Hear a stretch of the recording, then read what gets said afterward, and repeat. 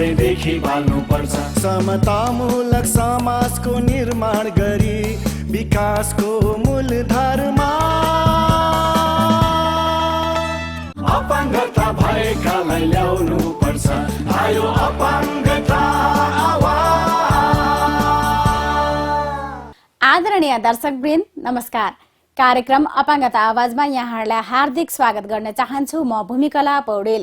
यो कार्यक्रम सञ्चार तथा सूचना प्रविधि मन्त्रालय र सीबीएमको सहयोगमा नेपाल अपाङ्ग मानवाधिकार केन्द्रले तयार पारेको हो।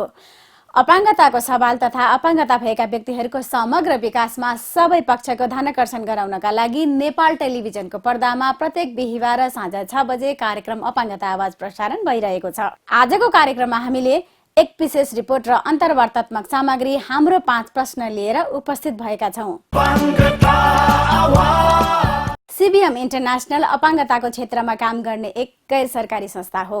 सीबीएमले विगत 38 वर्षदेखि नेपालमा अपाङ्गताको सवाललाई प्राथमिकतामा राखेर विभिन्न कार्यक्रमहरू सञ्चालन गरिरहेको छ।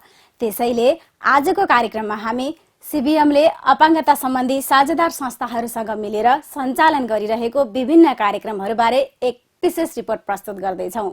नेपालमा दृष्टिबिन भएका व्यक्तिहरूको पुनर्स्थापना सम्बन्धी कार्य गर्नका लागि 2042 सालदेखि विधिवत रूपमा कार्यरत नेपाल दृष्टिबिन कल्याण संघलाई सीबीएम इन्टरनेशनलले यसको स्थापना कालदेखि नै सहयोग पुर्याउँदै आएको छ। यस संस्थाले सीबीएमको सहयोगमा दृष्टिबिन लगायत अन्य अपाङ्गता भएका व्यक्तिहरूका लागि विभिन्न कार्यक्रमहरू सञ्चालन गरिरहेको छ। मुख्य सीबीएमले सहयोग गरेको भनेको 2041-42 सालदेखि नै ब्रेल किताबहरू उत्पादन गर्नमा एउटा सीबीएमले सहयोग गर्यो। अर्को कर्मचारीहरूलाई ब्रेल तालिम र यो गमनशीलता सम्बन्धी तालिमको लागि भारतको अहमदाबादमा ब्लाइन्ड पिपुल्स एसोसिएसन भन्ने संस्थासँग नेटवर्क गराएर त्यहाँ तालिम लिने कर्मचारीलाई पठाएर यसरी सहयोग गर्यो। र मुख्यतया सीबीएमले पूर्वाञ्चलमा झापा सुनसरी मोरङमा पूर्वाञ्चल सीबीआर कार्यक्रम सञ्चालनमा सहयोग गरेर 5 वर्ष, त्यसपछि उपत्यकामा काठमाडौँ ललितपुर भक्तपुरमा उपत्यका भ्याली सीबीआर भनेर झन्डै 20 वर्ष सीबीएमले सहयोग गर्यो। र अहिले हालको वर्षहरूमा विगतमा सन् 17देखि 19 सम्म सुदूरपश्चिमाञ्चल सीबीआर भनेर डोटीमा चाहिँ अपाङ्गता भएका व्यक्तिहरूको प्रोत्साहन र इन्क्लुसिभ एजुकेसनमा मुख्य चाहिँ सीबीएमले यो सहयोग गर्यो। र अहिले हामी यहाँ जहाँ छौँ यो बिल्डिङको एउटा पार्टको चाहिँ भौतिक संरचना बनाउन पनि सीबीएमले सहयोग गर्यो। कोसिस मनोसामाजिक अपाङ्गताको क्षेत्रमा काम गर्ने एक सामाजिक संस्था हो। कोसिसले सन् 2008देखि मनोसामाजिक अपाङ्गता भएका व्यक्तिहरूको पुनर्स्थापना, विकास तथा अधिकारका लागि उनीहरूकै नेतृत्वमा सक्रियताका साथ विभिन्न कार्यक्रमहरू सञ्चालन गरिरहेको छ। मनोसामाजिक अपाङ्गता भएका व्यक्तिहरूको पुनर्स्थापना तथा उनीहरूको सवाललाई अधिकारको रूपमा अगाडि बढाउनका लागि कोसिसको स्थापना कालदेखि नै सीबीएम इन्टरनेशनलको दह्रो साथ रहेको छ। म चाहिँ विशेष सीबीएमलाई धन्यवाद भन्न चाहन्छु। संसारमा नै यो अदृश्य खालको अपाङ्गता र यो क्षेत्रमा लगानी गर्ने दात्री निकायहरू खासै छैनन्, प्राथमिकतामा छैन। तर सीबीएम यस्तो संस्था हो, सीबीएमले संसारैभरि मनोसामाजिक स्वास्थ्यको क्षेत्रमा अपाङ्गता क्षेत्रमा लगानी गरेको छ। र हामीले 2010मा जुन हामीले काम गर्दै जाँदा नि सीबीएम हाम्रो पहिलो फन्डिङ पार्टनर हो र जसको कारणले चाहिँ हामी चाहिँ सीबीएमलाई चाहिँ हाम्रो फर्स्ट लभ पनि भन्न चाहन्छौँ, जुन प्रोजेक्टको हिसाबबाट र अनि त्यो हाम्रो यात्रा र अनि सीबीएमको एउटा दात्री निकायको रूपमा नभइकन साझेदार पार्टनरको रूपमा सीबीएमसँग चाहिँ सँगसँगै यात्रा गर्ने र एउटै लेभलमा दात्री निकाय र ग्रान्टी भइले कि एउटा समान लेभलमा काम गर्ने एउटा असल संस्था र असल partner. We are proud with CBM. Nepal अपाङ्ग महिला संघ अपाङ्गता भएका महिलाहरूको अधिकार प्रवर्धनका लागि 2054 सालमा स्थापना भएको सामाजिक संस्था हो। यस संस्थाले अपाङ्गता भएका महिलाहरूको समग्र विकास, हकहित तथा अधिकार प्रवर्धनका लागि अपाङ्गता भएका महिलाहरूकै नेतृत्वमा एकदमै सक्रियताका साथ कार्य गर्दै आएको छ। अपाङ्गता भएका महिलाहरूको सवाललाई प्राथमिकताका साथ अगाडि बढाउँदै लैजानका लागि सीबीएम इन्टरनेशनलले नेपाल अपाङ्ग महिला संघसँग हातेमालो गरिरहेको छ। सीबीएम इन्टरनेशनलले अपाङ्गता भएका महिलाहरूको सशक्तिकरणको लागि चाहिँ 2010 देखि नै काम गर्दै आएको छ हैन। अहिले पछिल्लो पटक हामीले 2016 देखि 2020 सम्म चाहिँ सक्षम महिला नेपालमा अपाङ्गता भएका महिलाहरूको सशक्तिकरण नामक परियोजना चाहिँ भर्खरै हामीले 5 वर्षीय परियोजना सम्पन्न गरेका छौँ। यसमा चाहिँ खास गरेर हामीले अपाङ्गता भएको महिलाको जीविकोपार्जनमा बढी फोकस गरेर चाहिँ यो परियोजना सञ्चालन गरेका थियौँ। शिक्षाबाट वञ्चित भएका अपाङ्गता भएका बालिकालाई फोकस गरेर पनि हामीले शिक्षामा कसरी पहुँच वृद्धि गर्न सकिन्छ भन्ने कार्यक्रम पनि गऱ्यौँ हैन। त्यस्तै गरेर अपाङ्गता भएका व्यक्तिहरूको समावेशीकरणको लागि अरू मेनस्ट्रिमिङ अर्गनाइजेसनहरूले चाहिँ कसरी काम गर्नुपर्छ, के हो त अपाङ्गता समावेशी भन्ने विषयमा पनि हामीले विशेष गरेर फोकस गरेर बाँके र कञ्चनपुर जिल्लामा चाहिँ 5 वर्ष काम गऱ्यौँ। यो दौडानमा एकदमै हामीलाई चाहिँ सन्तुष्टिमूलक चाहिँ काम भएको चाहिँ अनुभव भएको छ। राष्ट्रिय अपाङ्ग महासंघ नेपाल अपाङ्गता भएका व्यक्तिहरूको आवश्यकता र अधिकार तथा अपाङ्गताका सवालहरूमा वकालत गर्नका लागि अपाङ्गता भएका व्यक्तिहरूको छाता संस्थाको रूपमा 2050 सालमा स्थापना भएको संस्था हो। महासंघले 10 प्रकारका अपाङ्गता भएका व्यक्तिहरूको हक हित संरक्षणका लागि कार्य गरिरहेको छ। राष्ट्रिय अपाङ्ग महासंघ नेपालले सिबिएम इन्टरनेसनलसँग पनि साझेदारी गरेर अपाङ्गता सम्बन्धी विभिन्न कार्यक्रमहरू सञ्चालन गरिरहेको छ। सिबिएम नेपालसँग हाम्रो पार्टनरसिप सुरु भएको भनेको चाहिँ 2016बाट हो। 2016मा चाहिँ हामीले भूकम्प प्रभावित अपाङ्गता भएको व्यक्तिहरूको लागि केही कामहरू गऱ्यौँ। हामीले चाहिँ कोभिड-19 को महामारी सुरु हुने बित्तिकै एउटा ऱ्यापिड एसेसमेन्ट गराएको थियौँ। एउटा अध्ययनले एउटा नतिजा ल्यायो। त्यही नतिजाको आधारमा चाहिँ हामीले कामहरू सुरु गऱ्यौँ।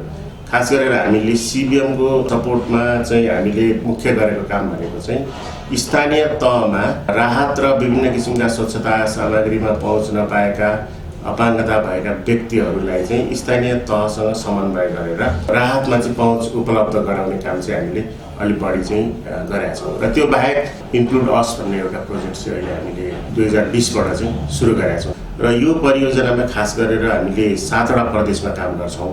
मुख्य गरेर यसका 2-3टा विषयहरू छन्। एउटा चाहिँ पहुँचितता प्रवर्धन गर्ने, दोस्रो एजेन्डा भनेको न्यायमा पहुँच र तेस्रो एजेन्डा भनेको चाहिँ एडभोकेसी। नेपालमा अपाङ्गता भएका व्यक्तिहरूको समग्र विकास तथा उनीहरूको अधिकार प्राप्तिका लागि वकालत गर्नमा विगत 38 वर्षदेखि सिबिएम इन्टरनेसनलले सहयोग पुर्याउँदै आएको छ। सिबिएमले आँखा स्वास्थ्य, कान स्वास्थ्य, मानसिक स्वास्थ्य लगायत रोकथाम सम्बन्धी कार्यमा सहयोग पुर्याउनका साथै जसको सवाल उसैको आवाज तथा नेतृत्व भन्ने मर्मका साथ अपाङ्गता सम्बन्धी काम गर्ने विभिन्न सङ्घ संस्थाहरूसँग साझेदारी तथा सहकार्य गरेर सिबिएमले विभिन्न कार्यक्रमहरू सञ्चालन गरिरहेको छ। प्रत्येक विकासको कार्यक्रमहरूमा रहने शिक्षा, स्वास्थ्य, आँखा स्वास्थ्य, जीविकोपार्जनको अवस्था, यी सम्पूर्ण कुराहरूमा हाम्रो कामहरू रहेको हुन्छ। तर त्यसलाई हेर्दाखेरि त्यसमा हेर्ने तरिका भनेको हाम्रो चाहिँ त्यसलाई डिजेबिलिटी इन्क्लुजन अथवा समावेशी कसरी गर्न सकिन्छ भन्ने चाहिँ हाम्रो मुख्य ध्येय हुन्छ। जस्तै अब यसमा अलिकति छुट्याएर हेर्ने हो भने शिक्षा, स्वास्थ्य, आँखा स्वास्थ्य, कानको स्वास्थ्य, अनि त्यसपछि गएर अहिले हामी धेरै मान्छेहरूले याद गरिरहेको छ सुसाइडको कुराहरू आएको छ। त्यसको बारेमा पनि हामी निकै फोकस भएर काम गर्छौँ। त्यो पनि डिजेबिलिटीभित्र मेन्टल हेल्थको कुराहरू रहेको छ। ती कुराहरूलाई हामीले इन्टिग्रेट रहेको हुन्छ र विशेष गरी हामी आफै त्यो प्रोग्रामहरूलाई इम्प्लिमेन्ट गर्दैनौँ।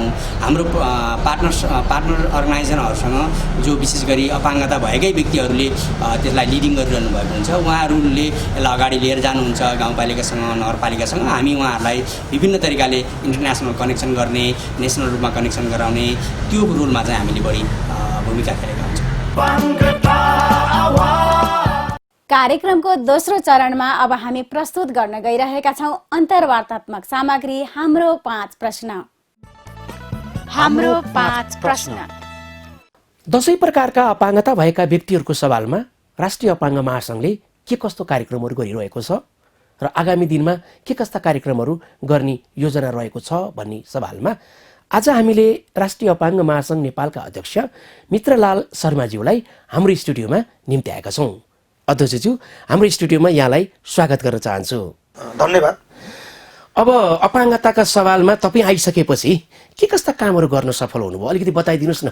राष्ट्रिय अपाङ्ग महासंघ नेपाल निरन्तर रूपमा अविरल ढङ्गले काम गरिरहने एउटा संस्था हो। यसमा कुनै दुविधा छैन। र म निर्वाचित भएर आइसकेपछि स्वाभाविक रूपले सूत्रबद्ध ढङ्गले भन्न सकिने थुप्रै कामहरू भएका छन्।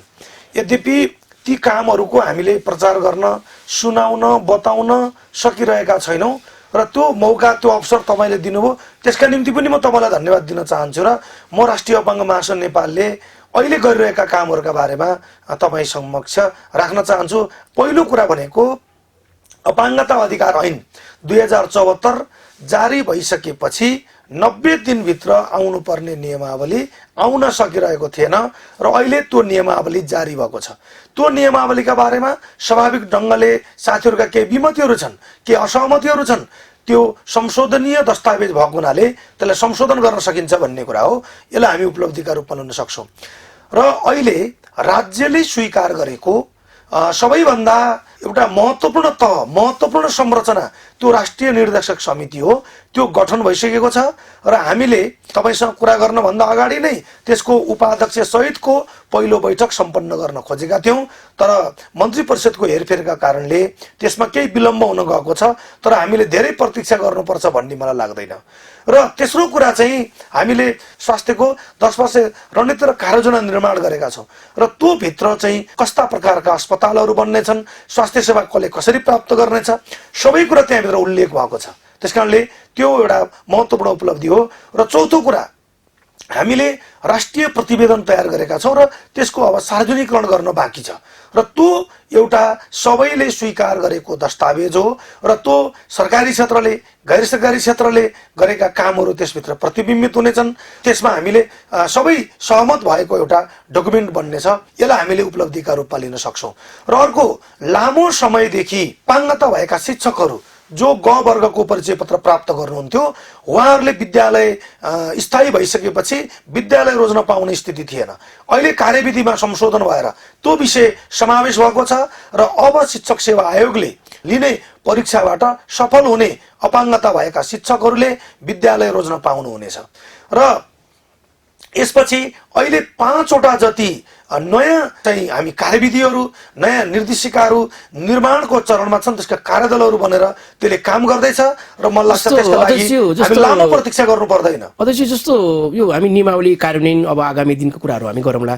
जस्तो अपाङ्गता भएकै व्यक्तिहरूले, स्थानीय तहमा अपाङ्गता भएकै व्यक्तिहरूले के पाए जुन तपाईँको कार्यकालमा आइसकेपछि, होइन? अलिक त्यो पनि अलिक छलफल गरौँ न। अब अहिले स्थानीय तहमा परिचय पत्रहरू वितरण गर्ने कुराहरू प्रारम्भ भएका छन्। नभएका ठाउँमा हामीले त्यो वितरण गर्नका निम्ति त्यहाँ स्थानीय निकायहरूसँग लबिङ गर्ने कुराहरू भइरहेको छ।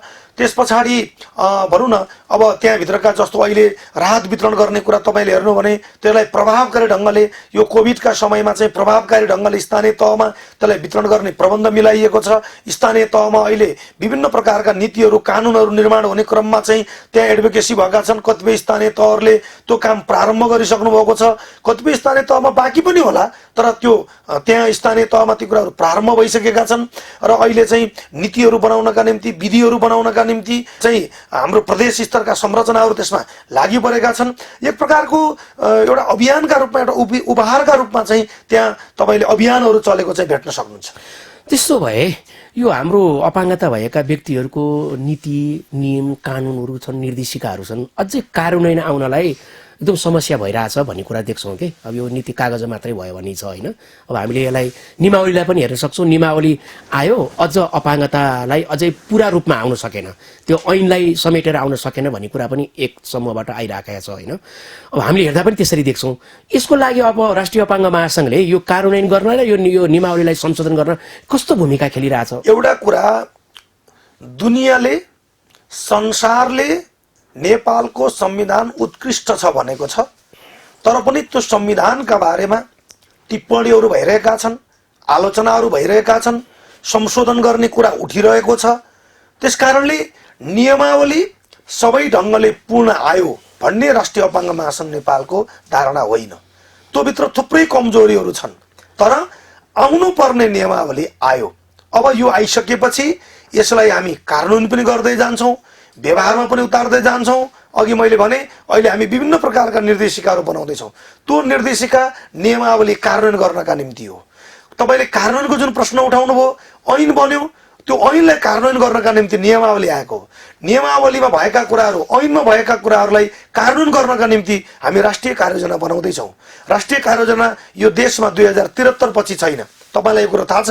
त्यसकारणले अब हामी लामो समयसम्म राष्ट्रिय कार्ययोजना छैन भनेर बस्ने अवस्थाको हामी अन्त्य गर्न चाहन्छौँ। र अब 3वटा तहका सरकारहरू छन्। त्यसकारणले अब यहाँ प्रदेशको भूमिका हुन्छ, हाम्रा आबद्ध संस्थाहरूको भूमिका हुन्छ, तपाईँहरू जस्ता सञ्चारकर्मी साथीहरूको भूमिका हुन्छ। त्यसकारणले कार्यान्वयन गर्ने कुरा त्यो राष्ट्रिय अपाङ्ग महासङ्घको नियन्त्रणमा मात्रै छैन। हिजो एउटा पत्र लेखेपछि मुलुकलाई पुग्थ्यो, तर आज एउटा सरकारले अर्को सरकारलाई पत्र लेख्ने कुराले मात्रै पुग्दैन, किनभने तीनवटै सरकारसँग अब कार्यकारी अधिकार छ। हिजो के थियो भने एउटा सङ्घीय सरकारसित, सङ्घीय संरचनासित चाहिँ ऐन बनाउने, कार्यान्वयन गर्ने सबै अधिकार त्यहाँ थियो र अरूले तल कार्यान्वयन गर्थे, त्यसलाई चुपचाप कार्यान्वयन गर्थे। तर अहिले त्यस्तो स्थिति होइन। अहिले निर्णय गर्ने अधिकार पनि तल छ। अध्यक्षज्यू, जस्तो यो तिनी तहको सरकारको कुरा गऱ्यौँ कि हामीले, तपाईँ यो तिनी तहको सरकार अथवा नीति निर्माता तह होइन, अनि अब कार्यान्वयन गर्ने निकायहरूलाई यो अपाङ्गताको संस्थाहरूको चाहिँ नि महासङ्घको अध्यक्षको हैसियतले तपाईँले उहाँहरूलाई सल्लाह सुझाव दिनु पर्यो भने अथवा तपाईँले अनुरोधै गर्नु पर्यो भने पनि के भन्न चाहनुहुन्छ, जसले हामीलाई अलिकति अझै अपाङ्गता मैत्री नीति निर्माणमा पुर्याउनु भएको छैन भन्ने आइरहेछ कि? होइन, म एउटा कुरा के भन्न चाहन्छु भने जो नीतिको निर्माणको ठाउँमा हुनुहुन्छ, अहिले यो अपाङ्गता भएका व्यक्तिहरूको लागि ऐन ल्यायौँ, नियमावलीहरू आए, यो अपाङ्गता भएका व्यक्तिहरूको लागि मात्रै हो भनी नठानौँ। यो साङ्ग व्यक्तिहरूका निम्ति पनि हो। आज जो व्यक्ति साङ्ग हुनुहुन्छ, जो व्यक्ति सबलाङ्ग हुनुहुन्छ, भोलि उहाँहरू जो कोही पनि अपाङ्गता हुन सक्नुहुन्छ। त्यसकारणले तपाईँहरूलाई मेरो आग्रह के छ भने, नीति निर्माताहरूलाई मेरो आग्रह के छ भने, राज्य संरचनामा बस्नेहरूलाई मेरो के आग्रह छ भने, आज तपाईँले गरिरहेको काम, तपाईँले आज अपाङ्गताको क्षेत्रमा पुर्याइरहनु भएको योगदान त्यो तपाईँका निम्ति भोलिका निम्ति हुन पनि सक्छ। र अपाङ्गताको विषय एउटा प्राविधिक विषय हो। त्यसकारणले यो प्राविधिक विषय भएको हुनाले यहाँहरूले यसमा पर्याप्त अध्ययन गर्न वा ती सरकारवालासँग छलफल गर्न पनि जरुरी छ। त्यसो गर्ने हो भने कार्यान्वयनको गति बढ्छ भन्ने मलाई लाग्छ। जस्तो अध्यक्ष, अहिले त हामी कुरा गऱ्यौँ होइन, नीति निर्माणको कुरामा अब भूमिकाहरूको सवाल कुरा आयो होइन, एकदम राम्रो कुरा उठायौँ। तर यहाँनिर के छ भने राष्ट्रिय अपाङ्ग महासङ्घको चुनाव ताको चाहिँ सदस्य संस्थाहरूलाई धेरै हामी अगाडि पुर्याउँछौँ, उहाँको क्षमता विकास गर्छौँ, उहाँहरूलाई कुनै परियोजनाको लागि पनि समन्वय गर्छौँ होइन, सरकार प्रदेश सहरमा पनि हामी उहाँहरूलाई जोड्न सहयोग गर्छौँ भनिने कुरा गरेर हामी आउँछौँ। तर पछिल्लो चरणमा गइसकेपछि त्यो संस्थाहरू अझै ढोका लाएर बसेका छन्। ती संस्थाहरू सानो एउटा कार्यक्रम पाए पनि काम गर्थे होला भनेर बसेका छन्। ती संस्थाहरूलाई पनि तपाईँहरूले समेट्ने कुनै कार्यक्रम राष्ट्रिय अपाङ्ग महासङ्घको आगामी दिनमा जो आइएनजिओहरूसँग, जो सरकारहरूसँग मिलेर उहाँहरूसँग काम गराइदिने कुनै योजना रहेको छ? म यसमा केही कुराहरू भन्न चाहन्छु। पहिलो कुरा के हो भने, हामीले हिजो निर्वाचनका बेलामा पनि गर्न नसकिने असम्भव कुराहरू हामी बोलेनौँ र जुन कुरा हामीले बोल्यौँ त्यो कुराप्रति हामी प्रतिबद्ध छौँ। आज पनि हाम्रा प्रदेश समितिहरूले स्थानीय तहमा रहेका डिपिओजहरूलाई प्रवर्धन गर्नका निम्ति, सम्वर्धन गर्नका निम्ति सिबिआर कार्यक्रमहरूका माध्यमबाट त्यो डिपिओजहरूमा केही कुराहरू, स्रोत साधनहरू त्यहाँ पुर्याइरहनु भएको छ। आइएनजिओहरूसँग हामीले समन्वय गरिरहेका छौँ। त्यति मात्रै होइन, अब राष्ट्रिय अपाङ्ग महासङ्घ नेपालले आफ्ना साझेदारहरूसँगको समन्वयमा त्यो तपाईँले भन्नुभयो नि, ढोकै लगाएर बसेका डिपिओजहरू जो काम गर्न चाहनुहुन्छ, उहाँहरूको क्षमता पहिचान गरेर, उहाँहरूको आवश्यकता पहिचान गरेर, उहाँहरूको खाँचो के हो त्यो कुरा महसुस गरेर बुझेर हामी चाहिँ अब डिपिओजहरूलाई पनि सपोर्ट गर्दैछौँ। तर हाम्रा डिपिओजहरूको सङ्ख्या धेरै छ, त्यसकारणले हामी सबै डिपिओजहरूलाई त्यो गर्न सक्दैनौँ, त्यो सम्भव छैन। तर हामीले जुन डिपिओजहरूलाई निड छ, आवश्यकता छ र हाम्रो सानो सपोर्टले पनि त्यहाँ डिपिओजले प्रभावकारी ढङ्गले चाहिँ एडभोकेसी गर्न सक्छ, जन वकालत गर्न सक्छ। त्यस्तो डिपिओजहरूको पहिचान गरेर हामीले स्रोत र साधनलाई त्यहाँ पुर्याउँदैछौँ। र अर्को कुरा चाहिँ म यो कार्यक्रम मार्फत पनि के आग्रह गर्न चाहन्छु भने, हाम्रा दाताहरूले, हाम्रा साझेदारहरूले गर्ने कार्यक्रमहरू पनि डुप्लिकेसन भइरहेको छ। एउटा जाने ठाउँमा त्यहाँ एउटा पुग्यो भने सबै त्यही पुग्ने, स्रोत र साधनलाई चाहिँ बाँडेर चाहिँ सबै ठाउँमा नपुगेको स्थिति पनि देख्छु मैले। त्यसकारणले कुनै प्रदेशमा चाहिँ हाम्रा साझेदारहरू सबै त्यही पुग्ने, धेरै त्यही पुग्ने, कतै कुनै प्रदेश खाली रहने, कुनै जिल्ला खाली रहने, यस्तो स्थिति भएको छ। त्यसकारणले हामी हाम्रा साझेदारहरूसँग पनि यो बारेमा बसेर छलफल गर्न चाहन्छौँ, कुरा गर्न चाहन्छौँ र स्रोत र साधनलाई विकेन्द्रित गरौँ, स्रोत र साधनलाई बाँडौँ, स्रोत र साधनमा पनि समावेशिता ल्याउँ। किनभने आज यदि हामी सबै सहर केन्द्रित हुने हो, आज हामी सधैँ तराई केन्द्रित हुने हो भने त्यो दार्चुलामा को पुग्ने, ताप्लेजुङमा को पुग्ने, त्यो हुम्लामा को पुग्ने, यो प्रश्न बडो तत्काल रूपमा आएको छ। त्यस कारणले राष्ट्रिय अपाङ्ग महासङ्घसँग आफैसँग स्रोत साधन हुँदैन।